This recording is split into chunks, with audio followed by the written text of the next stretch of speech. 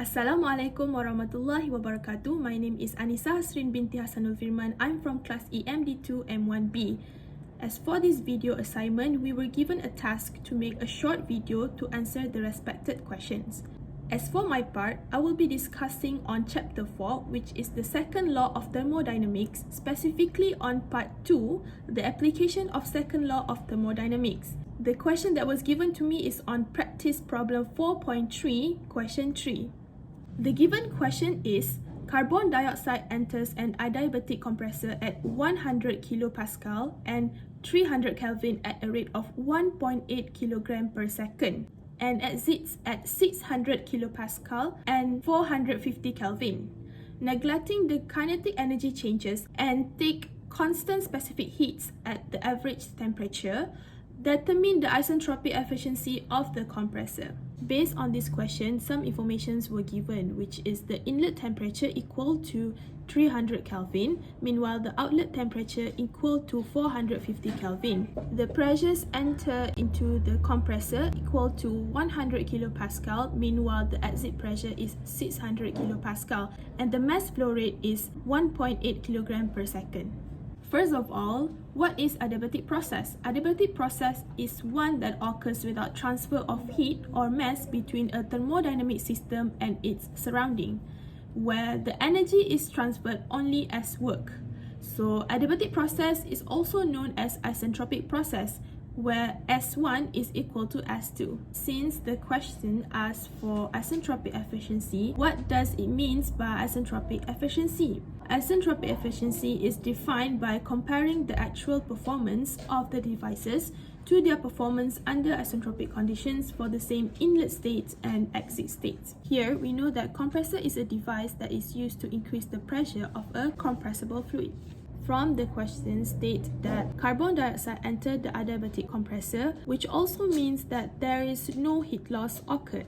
In order to determine the isentropic efficiency of the compressor, first we need to calculate the average temperature, where T1 plus T2 divided by 2. So 300 Kelvin plus 450 Kelvin is divided by 2, we'll get 375 Kelvin. By referring to isentropic flow table, we know that the specific heat at constant temperature of carbon dioxide is equal to 0.917. So the specific heat at constant pressure, known as Cp, can be defined as the amount of heat energy released or absorbed by a unit mass of the substance with the change in temperature at a constant pressure. For ideal process, where PV power of n is where the n is equal to K, where K is the specific heat ratio for constant pressure and constant volume. By using the formula of T1 over T2S equals to the division of P1 over P2 with the power of K minus 1 over K. So here we know that the value of K is equal to 1.26.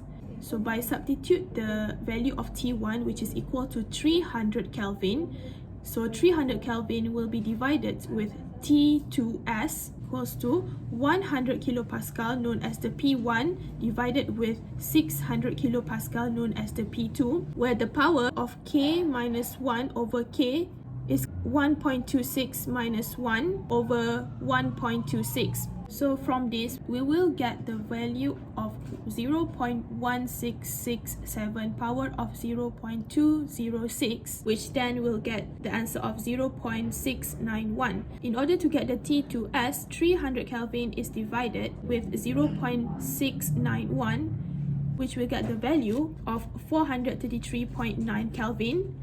So the value will be rounded off to 434 Kelvin. The value of T2S is equal to 434 Kelvin. Now we're moving on to the last step, which is to find the isentropic efficiency. The formula that we will be using is Cp multiplied with the subtraction of T2S minus with T1 divided with Cp multiply with the subtraction of T2 minus T1 and multiply with 100%. So we know that the Cp, specific heat at constant temperature, equals to 0.917, and the value of T2S is calculated in the previous slide, is equal to 434 Kelvin And T1 is the inlet temperature equals to 300 Kelvin divided with Cp multiplied with the subtraction of T2 minus T1, where the T2 is the outlet temperature equals to 450 Kelvin,